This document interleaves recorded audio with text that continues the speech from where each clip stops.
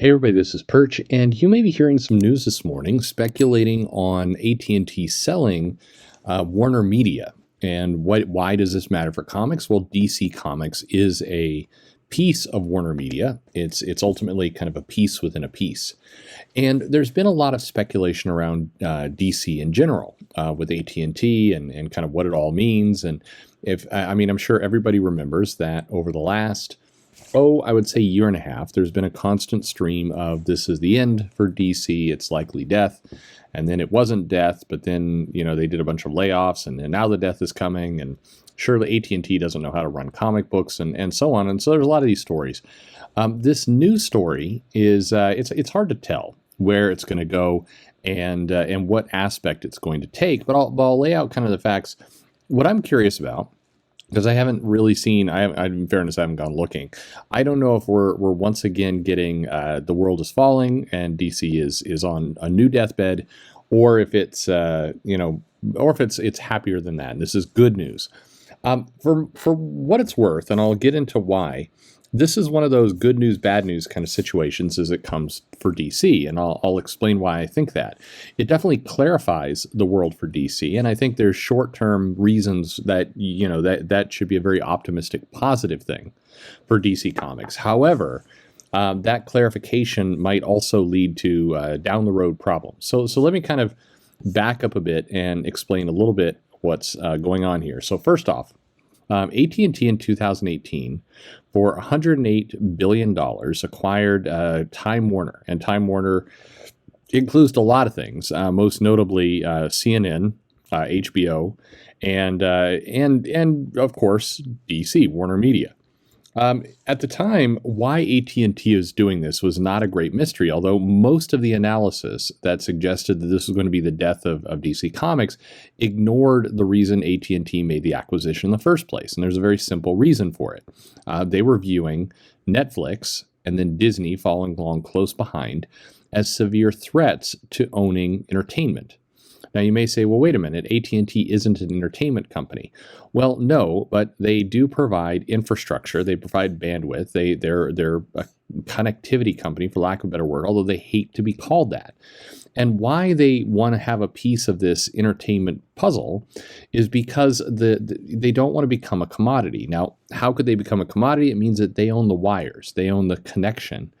But all of the real value, the money, is made on what's using that connection. This is the same reason why AT&T and Verizon and others have struggled not to just become the telephone service company. That is a race to the bottom because ultimately these things start to reduce costs over time. And as they reduce costs over time, it means their value is capped.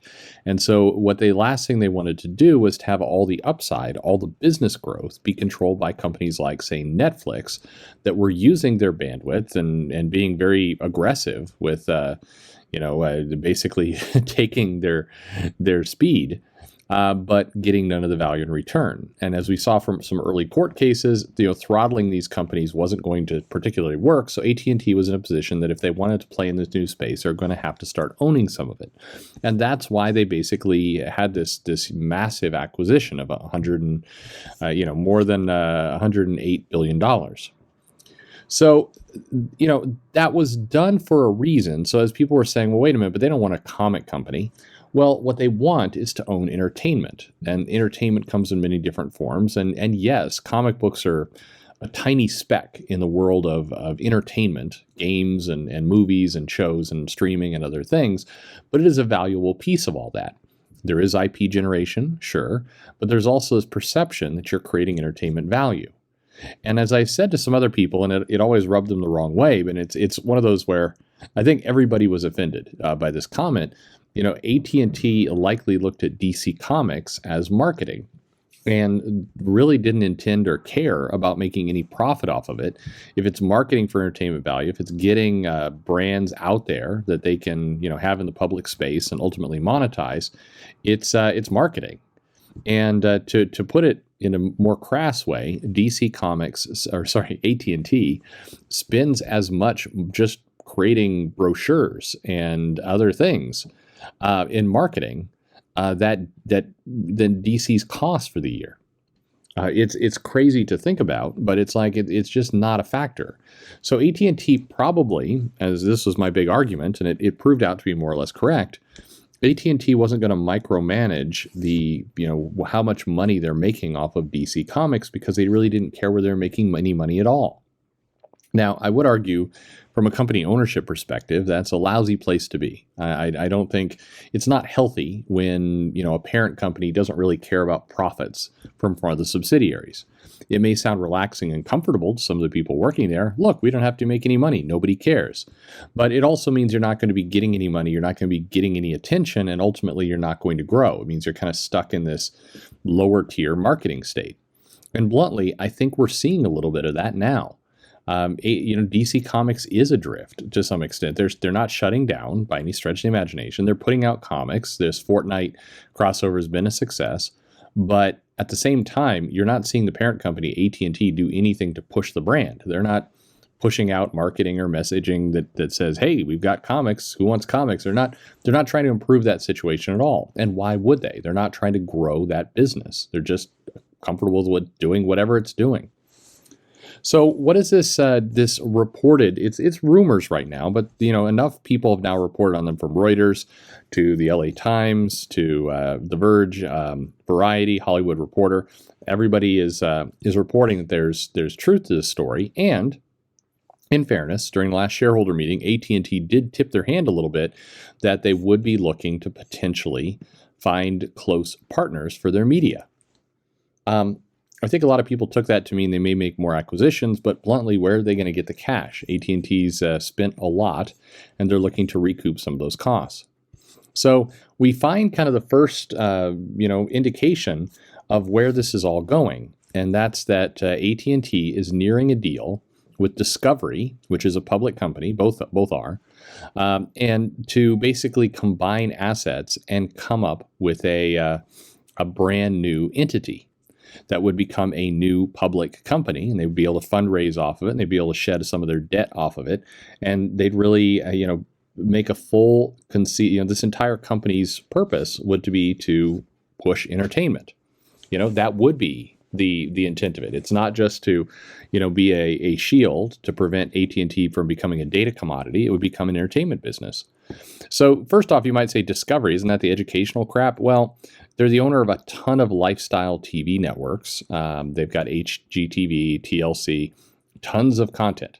Their library is quite large. And if you combined the Warner Media HBO Max library with the Discovery library, they would have as much content as Netflix.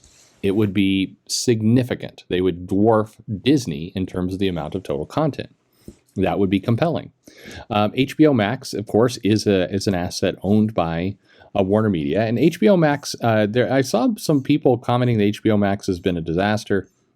It really hasn't. HBO Max has 63.9 million global subscribers. Yes, some of that is because there's subscribers on TV, but bluntly, money is money. That's okay. And Discovery is currently, it has 15 million subscribers, so not much. But you combine those two together and you're getting close to 80 million.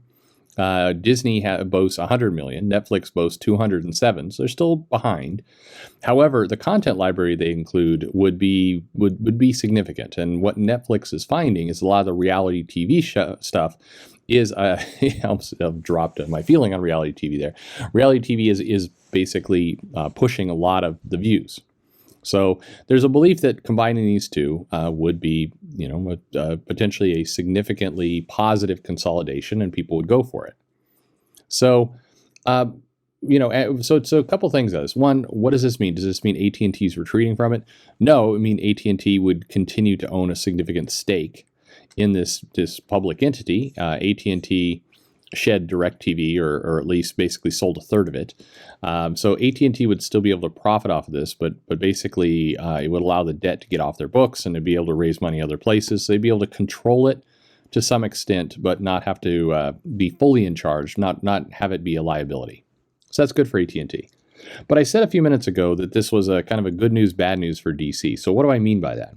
Well, the good news here is that being part of a company where entertainment is the point, first and foremost, is probably a good thing for DC. It means they're going to get better marketing. It means they're going to get better clarity over what it is they're supposed to be doing. It means that suddenly, pushing the comics and some of these other pieces would be in the company's best interest. Even if they're pursuing streaming, it still would be, it would be valuable for them to push it. So that's the good news. DC may see a little bit more love, and we may see a little bit more of a logical effort, as opposed to AT&T, which was always kind of an odd bedfellows for a comic book company. An entertainment-based entity is going to be looking at movies and streaming and shows and books and comics. Yes, so that's good news. But there's also bad news, and the bad news is, remember before when I said AT&T likely didn't care if the company made a profit or not? Well, in this new entertainment arm, that would suddenly become a big deal, especially if it's a public company where they're reporting on numbers, and then the purpose of the company is to provide traction within entertainment spaces. So suddenly, running at a profit gets to be pretty important. This could spell bad news for a lot of people at DC. Now, you might argue this could be good news for fans who want to see a big push, but this is where not making a profit means changes would be made, and those changes could be very dramatic at times. So it's an interesting case. No, this isn't the death of DC by any stretch of the imagination. It is likely to have some short-term benefits if it goes through, but it also means this company is going to be on more of a track to operate like a business, which, could be good if they make the right decisions, could be bad if, people get frustrated and they start making some deep cuts. You might say, some of these people should be cut. Well, okay, but, you're going to lose some comics in the process. So it's going to be an interesting way to see, if this plays out. It looks like it will. Right now, all indications are this deal will happen. And if it does, it's definitely making the race with Disney Plus and Netflix and HBO Max a little bit more interesting, of how these are all going to come together, and how they're going to fight, and who knows, it will mean differences for comics. Anyway, you're going to probably see a lot of analysis, a lot of people giving their various takes on all this. Yes, it's more change, but in this case, it's unlikely to be as sweeping and dramatic. In terms of change. Are layoffs coming? No, unlikely in this case. The company is already cut very, very thin.